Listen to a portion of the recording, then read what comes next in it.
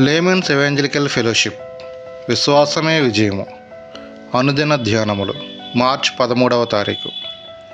జీవజల నదులు. ఎవడైనను దప్పిగొనిన ఎడల నా యొద్దకు వచ్చి దప్పి తీర్చుకొనవలెను.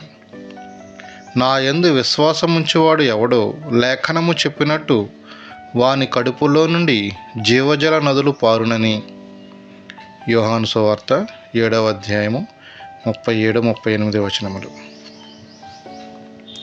మనలో నుండి జీవజల నదులు పారునని యేసు వాగ్దానము చేయుచున్నాడు.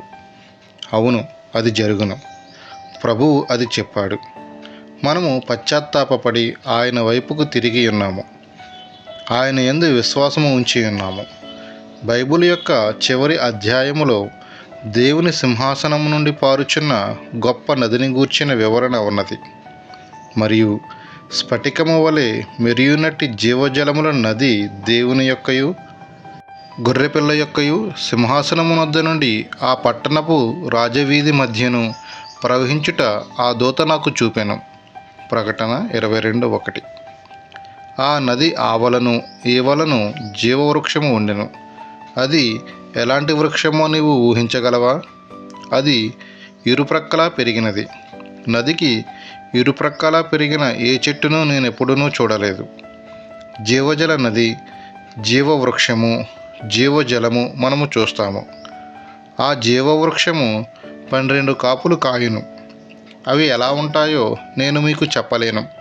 వాటిని నేను ఇంకా చూడలేదు. ఎప్పటికీ కరువు లేకుండా పండ్లు కాస్తూనే ఉంటాయి. ఆ చెట్టుకు ఎప్పుడు ఆకులు రాల్చే ఋతువు లేదు. అతడే క్రైస్తవుడు. జీవజల నది ప్రతి నెల ఫలము కలిగి ఉండు జీవవృక్షము. నా జీవితంలో ఎందుకు జీవనదిని ఏర్పడలేదు? ఎందుకు ఎండిన భాగాలు లేని ఋతువులు, పండ్లు లేని జీవితము అని మనము మన హృదయాలను పరీక్షించుకోవాలి. ఇది లేఖన సహితము కాదు. దేవుని నుండి వచ్చినది జీవనది. యేసు నీలో నుండి జీవనది ప్రవహిస్తుంది అని అన్నాడు. ఈ దినములలో అనేకమైన విషయాలు మన సమాధానమును పాడు చేయగలవు. ఇలాంటి ప్రత్యక్షత యోహానుకు వచ్చినప్పుడు అతడు ఈ సంగతులను చూపిస్తున్న దూత ఎదుట సాగిలపడి పూజింపబోయాడు. అప్పుడు దూత, నన్ను పూజింపవద్దు, నేను నీలాంటి వాడనే, నీవలే యేసు యొక్క సహదాసుడను అని దూత చెప్పాడు. దేవదూతలు కూడా మనకంటే గొప్పవి కాకుండానట్లు మనలో దేవుడు దాచి ఉంచిన ఆ సామర్థ్యతను చూడండి.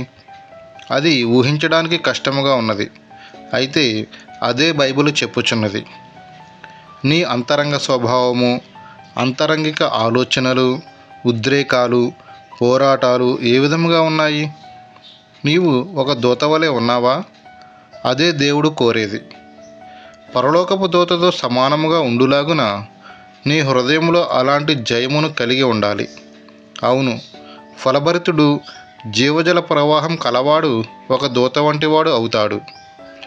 జాషువా డానియల్ గారు.